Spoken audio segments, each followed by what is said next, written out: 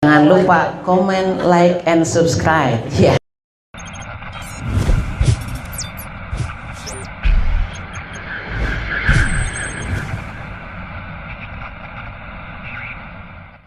Bismillahirrahmanirrahim. Nasta'udzu bihadzal majlis rawah sayyidina Muhammadin sallallahu alaihi wa alihi wa sahbihi wa sallam. Thumma ila arwahir rijal ghaib ma ila arwahil aqtab wal anjab wal abdal wal tadma ila arwahi ahli dar sayyidil muhajir ilallah Ahmad bin Isa sayyidina al-Waqih al-Muqaddam Muhammad ibn Ali Ba'alawi jami'i sadatina Ali Abi Alawi wa ibadillahi sholihin sayyidil imam Abu Hamid Muhammad bin Muhammad al-Ghazali sayyidil Syekh Abdul Qadir Jilani sayyidil Syekh Abdul Wahhab Sya'rani sayyidil imam Yahya bin Sharaf an-Nawawi سيد الحبيب علي بن أبي بكر السكران بخر الوجود سيد الشيخ أبو بكر بن سالم قطب الأنفاس سيد الحبيب عمر بن عبد الرحمن العطاش علي بارا صد بالإرشاد سيد الحبيب عبد الله بن علوي الحداد سيد الحبيب أحمد بن زين الحبشي سيد الحبيب علي بن حسن العطاس سيد صالح بن عبد الله العطاس سيد الحبيب أبو بكر بن عبد الله العطاس سيد الحبيب أحمد بن محمد المقدر جميع الأولياء المذكورين بتاج الأعراس وشرح العينية سيد الحبيب علي بن محمد الحبشي سيد الحبيب علي بن عبد الرحمن الحبشي سيد الحبيب علي بن حسين العطاس سيد الحبيب سالم بن أحمد جندان سيد الحبيب أبو بكر بن محمد السقاف سيد الحبيب صالح بن محسن الحامد سيد الحبيب عبد الله بن محسن الحداد سيد الحبيب عبد الله بن سالم العطاس سيد الحبيب عبد الرحمن بن أحمد السقاف سيد الحبيب علي بن عبد الرحمن بن أحمد السقاف سيد الشيخ يوسف بن إسماعيل النبهاني سيد الشيخ محمد نووي البندني سيد الشيخ محمد علي بن حسين المالكي سيد الشيخ إسماعيل بن حجي عبد العزيز سيد سند مدام بن الشيخ أحمد جنيدي أبي محمد علي أمي حجي مسواني بن حجي عثمان أصولهم فروعهم وجميع أساتذة صاحب الكتاب الإمام الشيخ أحمد الزرنوجي والشيخ إبراهيم بن إسماعيل والشيخ الخطيب الشربيني وأصولهم وفروعهم وشيخهم والمنتسبين إليهم الفاتحة.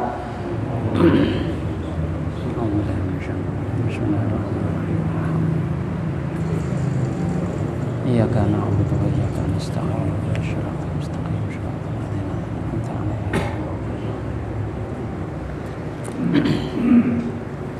Bismillahirrahmanirrahim. Alhamdulillahirabbil alamin wa bihi nasta'inu ala umuri dunya waddin wassalatu wassalamu ala afdalil khalqi ajma'in sayyidina wa maulana Muhammadin wa ala alihi wa sahbihi wattabi'in wa man tabi'ahum bi ihsanin ila yaumiddin. Subhanaka la ilma lana illa ma 'allamtana innaka antal alimul hakim. Allahumma ij'alna minal ladzina yastami'una al-qawla fayattabi'una ahsanah.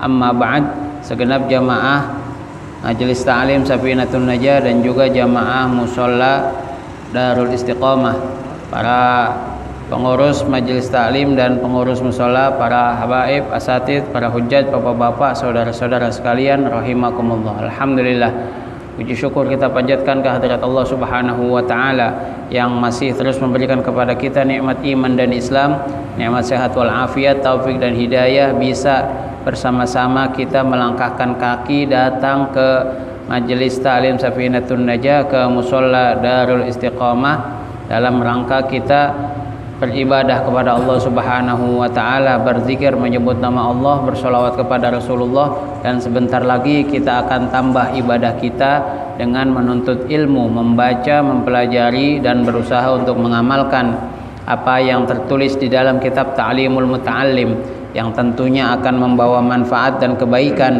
dalam kehidupan kita dunia dan akhirat.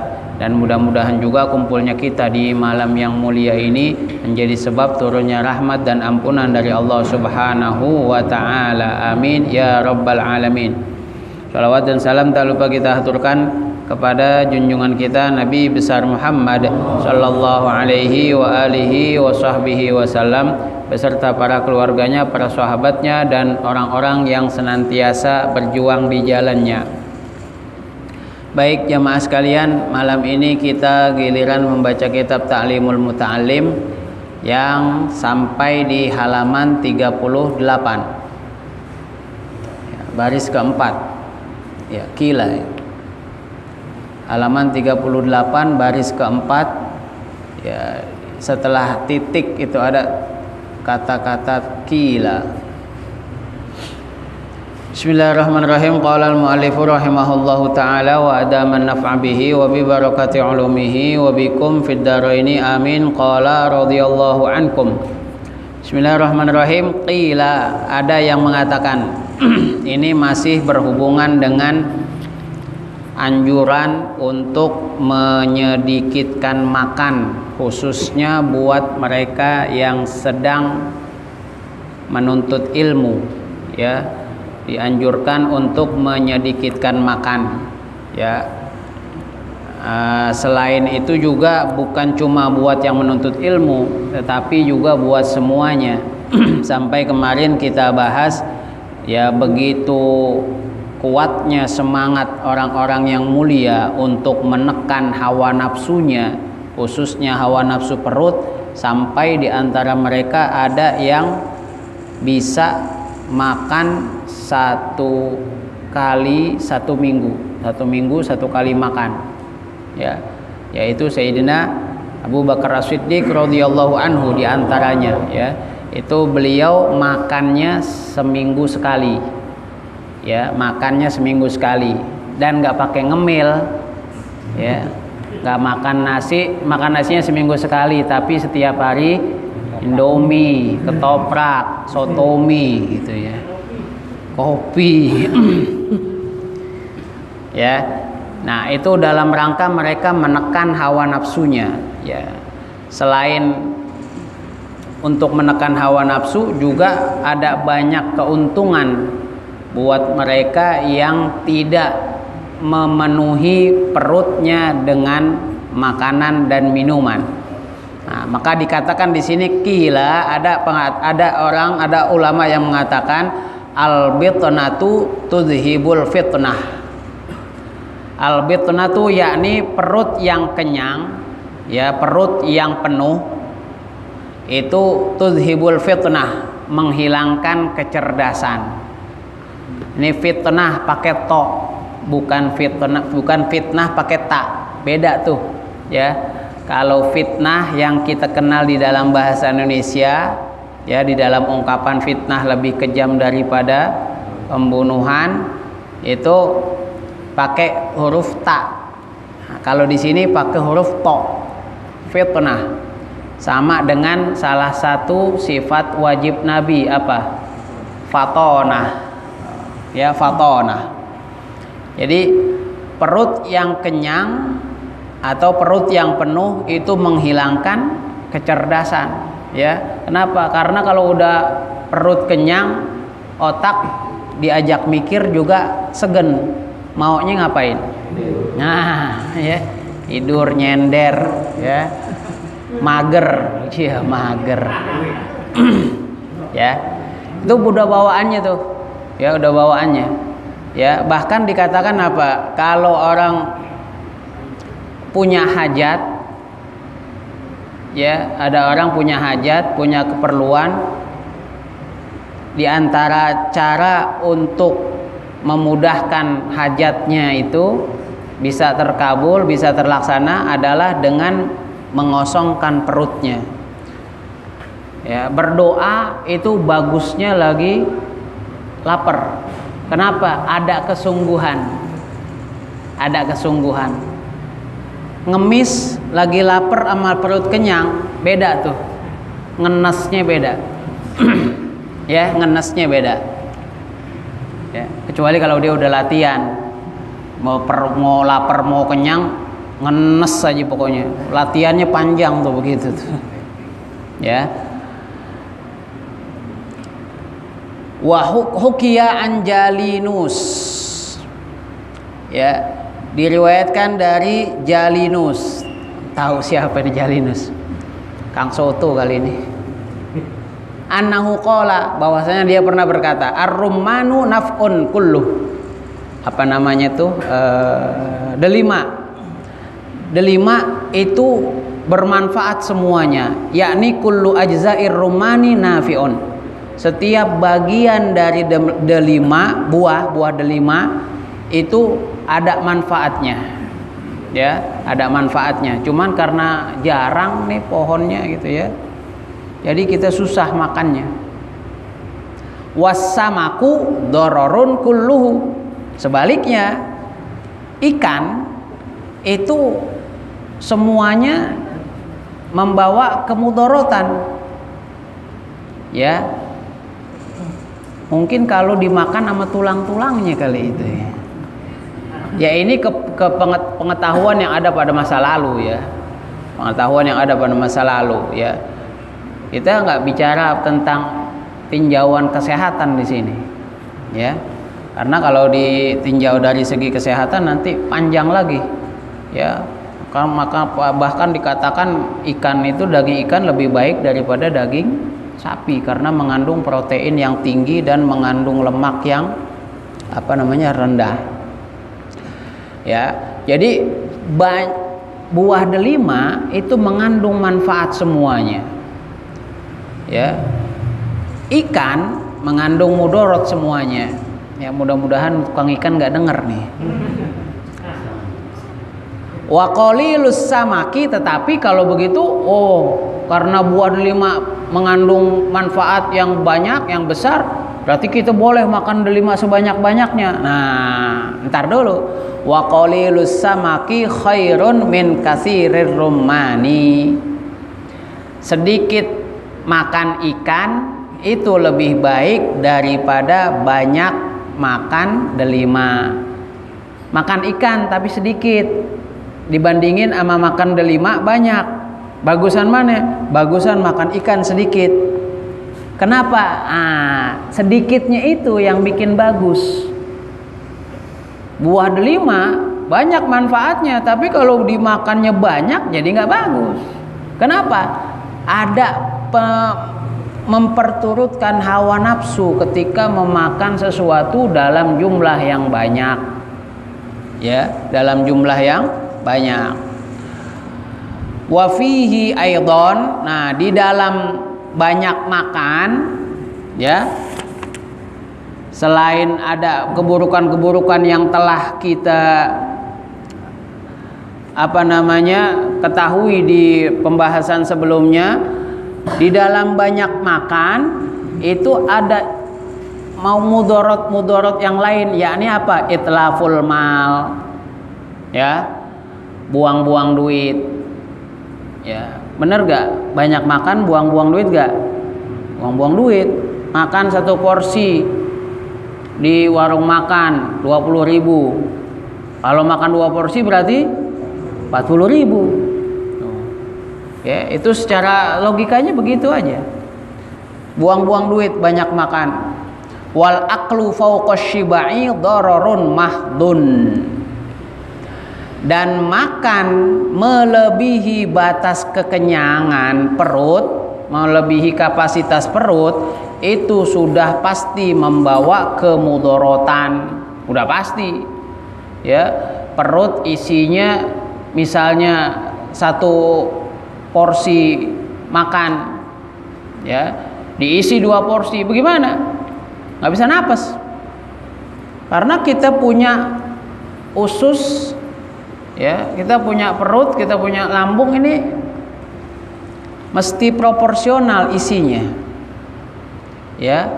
Yang bagus itu kan dibagi 3, 1/3 buat makanan, 1/3 buat minuman, 1/3 lagi buat nafas. Kalau makannya lebih dari 1/3 akan mengorbankan ruang yang seharusnya diisi oleh bagian yang lain. Makan 1/3-nya makan, makanan 1/3-nya minuman, 1/3-nya nafas.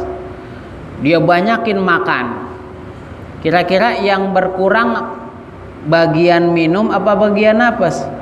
Bagian nafas. Kenapa? Karena orang banyak makan udah pasti banyak minum.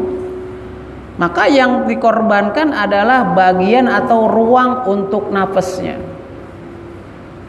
Banyak makan, banyak minum, ngap ya, pakai celana padahal pas tuh, sampai di buka kancingnya, lenjer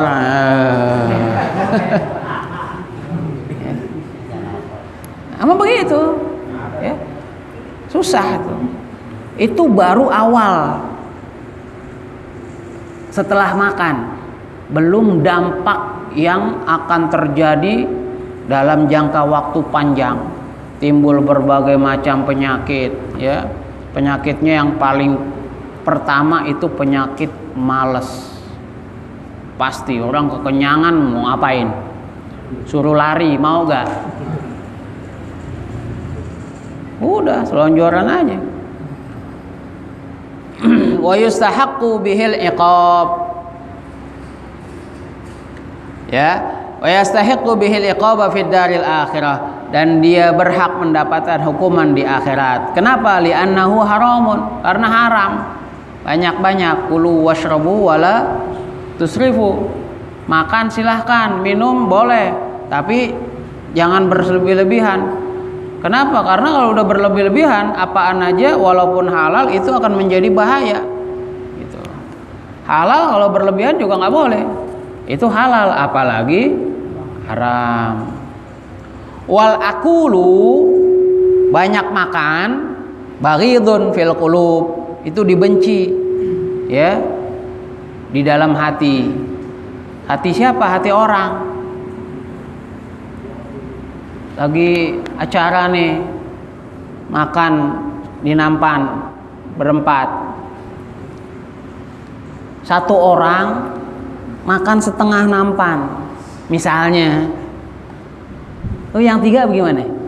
Gedek, kapok gue makan bareng sama dia lagi dah, gak kebagian gue,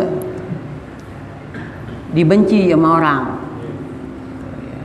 Makanya kalau makan pelan aja, tapi pasti. Ya. Wa tariqu taqlilil akli. Nah, bagaimana caranya biar kita bisa menyedikitkan makan? Wa tariqu taqlilil akli. Ya, cara untuk menyedikitkan makan. Yang pertama, ya, ini boleh jadi ada trik yang lain, tetapi yang diajarkan di sini adalah apa? Ayyakulal at'imatad dasimata. Ya, dia makan makanan yang mengandung lemak. Repot juga nih.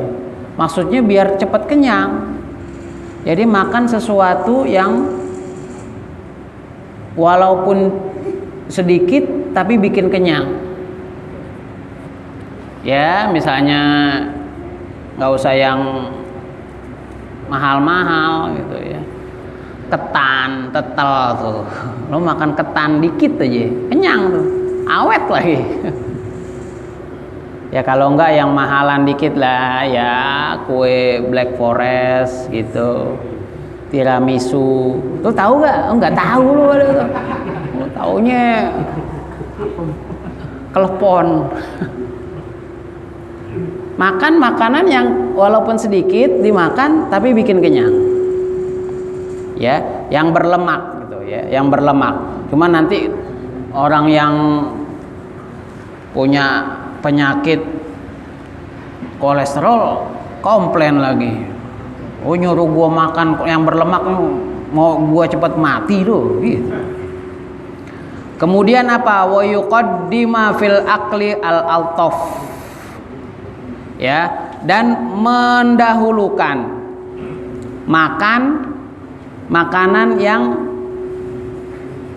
lembek-lembek, yang apa, lembut-lembut begitu, yang empuk-empuk, ya, empuk-empuk. Jangan makan batu keras.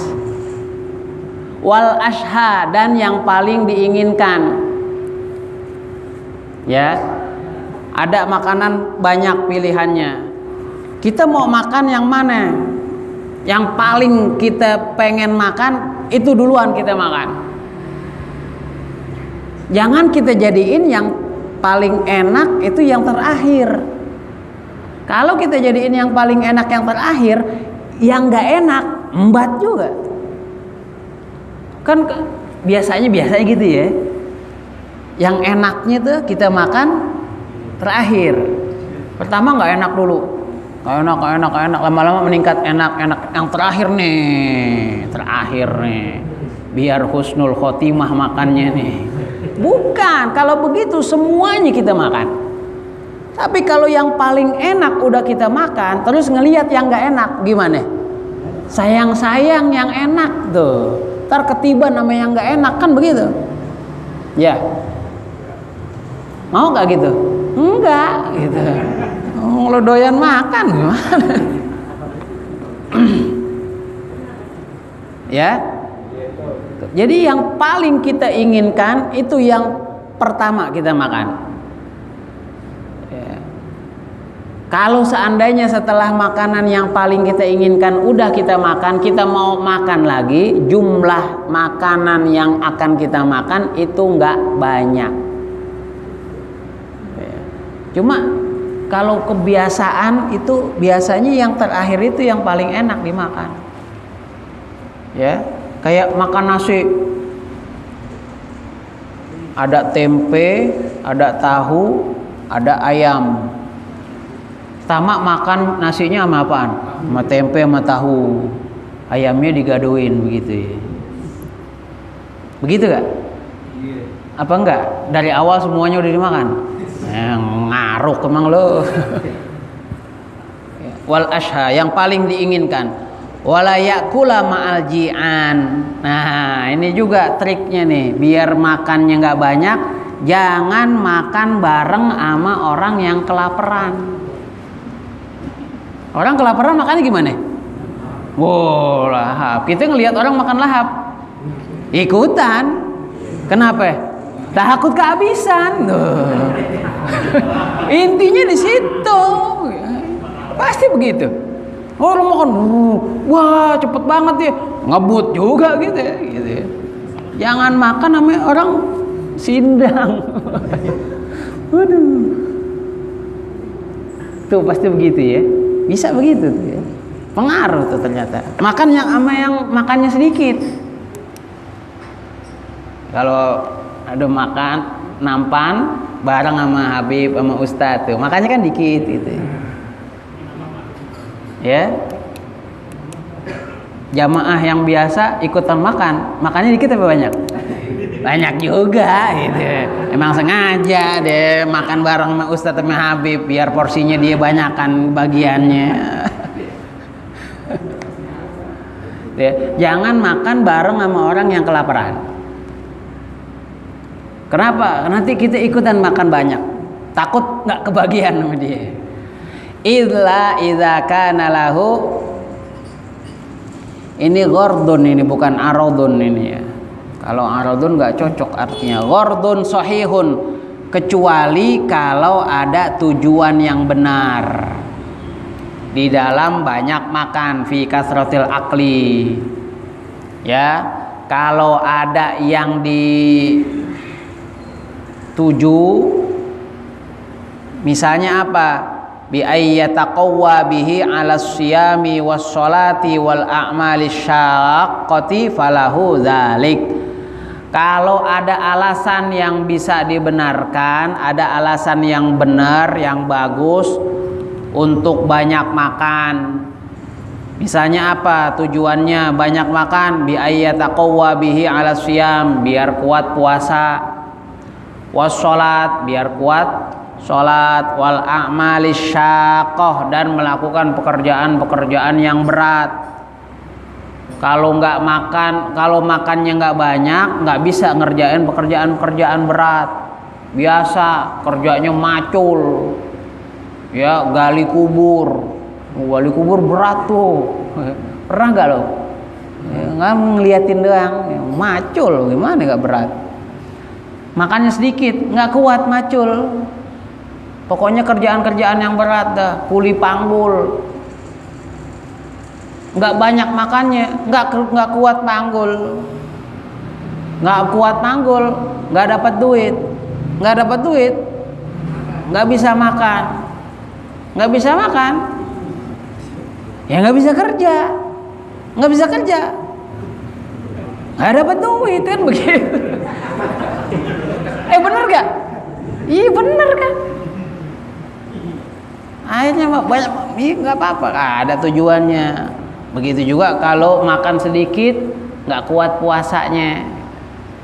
Ya, makan cuma satu suap, ya. Nanti siang gimana tuh? Udah kelaparan duluan, makanya banyakin dikit deh, ya 1,5 suap gitu. Ya, itu boleh. Ya. Wassolati, begitu juga buat punya kekuatan melaksanakan ibadah sholat. Ya. Ini bisa dijadikan alasan untuk memperbanyak makan, tetapi tetap ya, jangan mentang-mentang dibolehin banyak makan untuk tujuan puasa, akhirnya sahurnya makan kebanyakan, ujung-ujungnya apa? Sholat subuhnya kagak, kekenyangan, ntar dulu dah ya, nurunin nasi, tidur. Nah, itu kan jadi nggak benar ya. Nah, ini semua anjuran-anjuran ya, anjuran-anjuran ya, yang alangkah baiknya walaupun kita mungkin ya di sini bukan semuanya kalangan pelajar dalam arti orang yang menghabiskan waktu sebagian besarnya untuk menuntut ilmu, tetapi alangkah baiknya kalau kita juga menyedikitkan makan ya. Biar apa? Biar kita bisa menekan hawa nafsu kita. Karena kalau kebanyakan makan itu artinya kita memperturutkan hawa nafsu ya. Kalau udah kebanyakan makan, kita jadi malas buat beribadah kepada Allah Subhanahu wa taala. Nah, sedikit terakhir sebelum kita